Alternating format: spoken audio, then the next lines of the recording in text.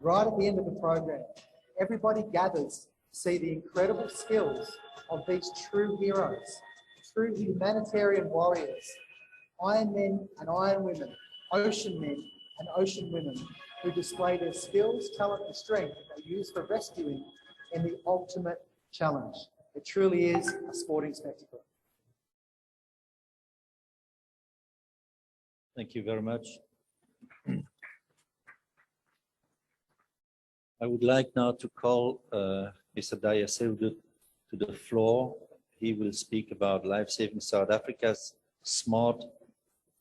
water smart program, school-based water safety education to prevent drowning. Mr. Daya.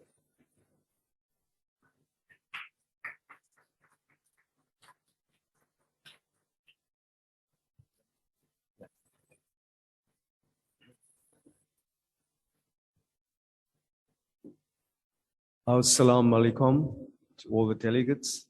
Very good morning to you. I'm obviously going to speak in English, but allow me to pay respects to His Excellency, the State President of Egypt, as well as His Excellency, the Minister of Sport, and all government officials, the President of ILS Africa, as well as the other presidents present, all protocols observed. As we indicated, I'm going to speak to you about a water safety program that's, can you call up the presentation? Okay. I'm going to speak to you about what we call the Water Smart program, Living Safely Around Water. You heard His Excellency, the Minister of Sport, and the World Health Organization representatives speak about ensuring that children are safe. This is Life Saving South Africa's efforts to actually ensure that we can educate children to be safe around water. Before I start with the Water Smart, allow me to introduce my organization to you very quickly. Life Saving South Africa, as you can see, is registered and affiliated with ILS. We actually a founding member, as well as ILS Africa and a number of other organizations.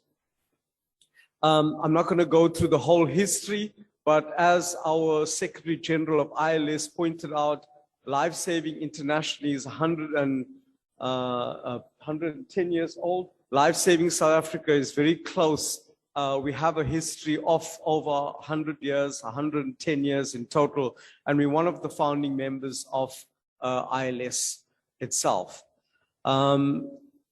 We have about 86 voluntary clubs across the country, and we have over 7,000 voluntary members who operate out of those clubs. We also support a number of nations in Southern Africa. Unfortunately, at this stage, not all of them are ILS members, but hopefully they will be able to afford their membership fees. But we do support them in training and in education and things like that. All right. In South Africa, my country, drowning is in fact very, very high, and it's a worrying concern. We do wish we had support from our own ministers as much as Egypt does to prevent drowning. But what you will see that just over a 3-year study, we see at least 1,500 reported numbers. Unfortunately, the statistics in the government database is not always updated. We believe that that figure is much more than 1,500. If you look at the demographics in terms of racial, the biggest number of drowning cases is within the African population or designation, and it goes down. The figure that you see in your bottom left-hand corner is the age demographic, and that is worrying indeed, because you can see the biggest number of fatalities is in the child bracket. And that is what we need to address. You saw the WHO figures and the Egyptian representatives speak about the high statistics in the age group, in the childhood age group. So this is something that we're wanting to address. In my pictures, you can see that in my country, you have children who are crossing rivers morning and afternoon going to school. And you can imagine the risks there. Our organization has, in that 110 years, saved well over 120,000 lives in our country. And those are just some of the statistics in the last 4 or 5 years. At the bottom, you will see that our voluntary lifeguards, just in the 2019-2020, just to give you an idea, have performed well over 125,000 voluntary hours of duty.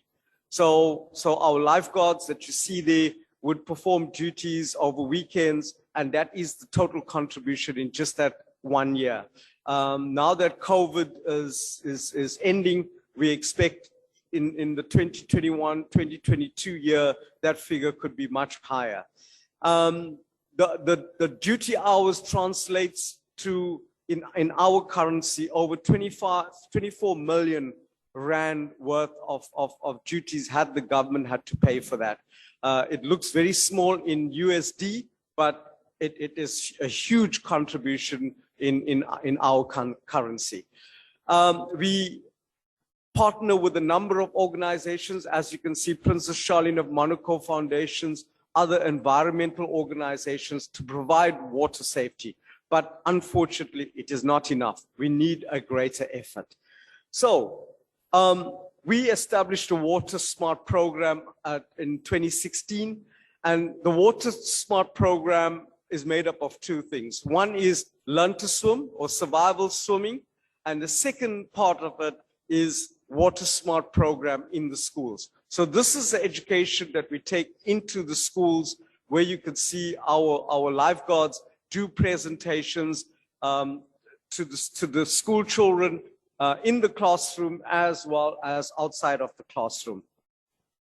I've brought some of these posters. Unfortunately, I didn't bring for everybody, but you could see we have a series of posters that we use to actually educate the children about dangers on the coastline, dangers in inland waterways. You could see we use the acronym FLAGS, FLAGS, to teach them about water safety, as well as about rip currents in the ocean.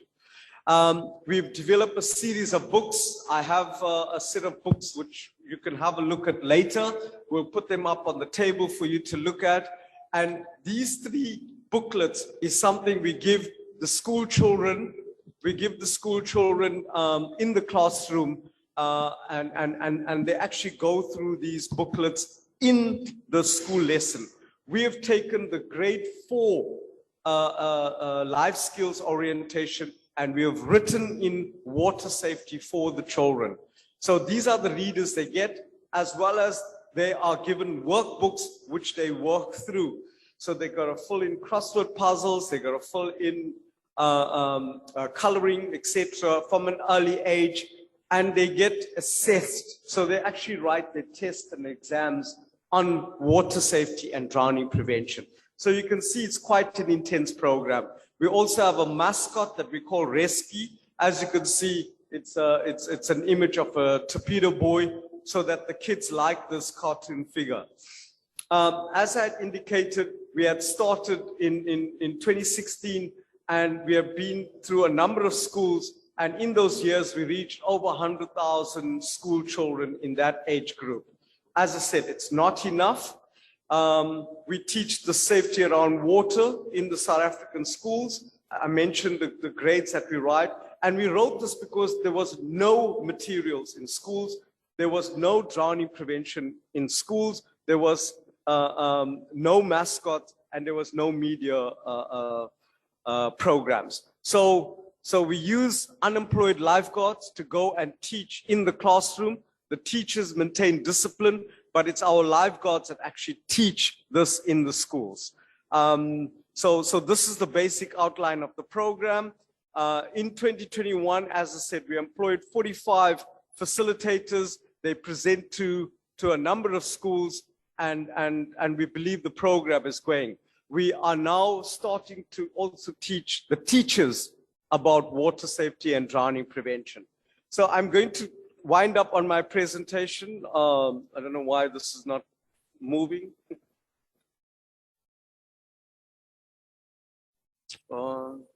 Could you move the program for me? We also have developed a number of YouTube videos. They are available on our website. Next slide. As you know, we hosted the World Conference on Drowning Prevention in 2019. Next slide. Out of this World Conference, you can move on the next one. We established a Drowning Prevention Alliance because we believe a number of organizations must come together. Could you move on to the next slide? These are swimming federations, aquatic organizations, the NSRI. We're trying to get a number of organizations to promote drowning prevention in our country. We've also run flooding and swiftwater rescue. During COVID, we ran a number of webinars because, as you know, climate change is bringing about lots and lots and lots of flooding incidents. Next slide. As you can see, I put this picture there on the top right-hand corner. If you look at the guy with the green lycra vest, he's our coach, Dean Murray. If you can just stand up. Dean Murray is our sports coach, but he also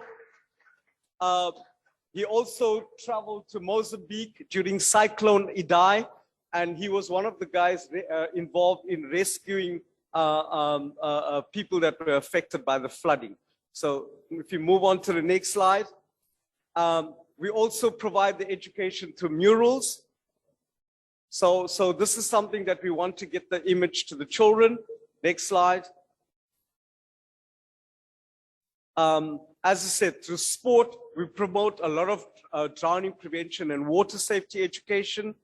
And then, sorry, I don't know what happened there. Sorry, if you can just move on to my next slide. Okay. I think, yes, also we have public education programs in our country to spread the message. And then I think I'm moving to my last slide. As we mentioned, if you can move it on, we had a World Conference, World Drowning Prevention Day, which started last year on the 25th of July. We're looking forward to building up towards World Drowning Prevention. The next one. Okay, like I said, we will celebrate it this year as well. And if you could move on.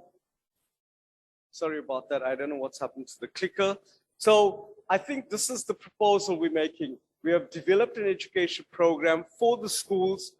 Unfortunately, it's only in English. In our country, it's 11 languages. We haven't even got to spreading it. But this is the offer we can make to ILS Africa. Instead of reinventing the wheel, you could take the readers, you could take the posters, you could obviously convert it in your own local language and make it available to your school children.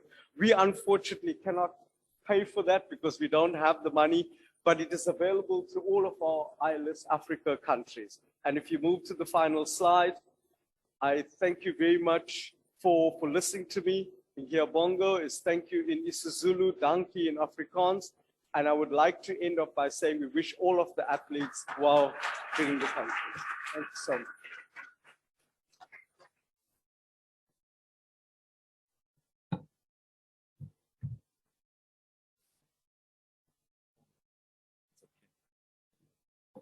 Thank you very much, Mr. Daya.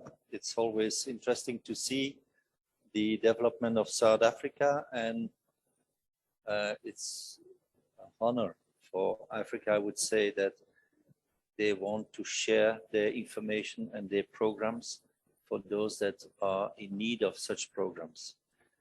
The second speaker of today is Mr. Can I have a big hand for the speaker, Daya, first?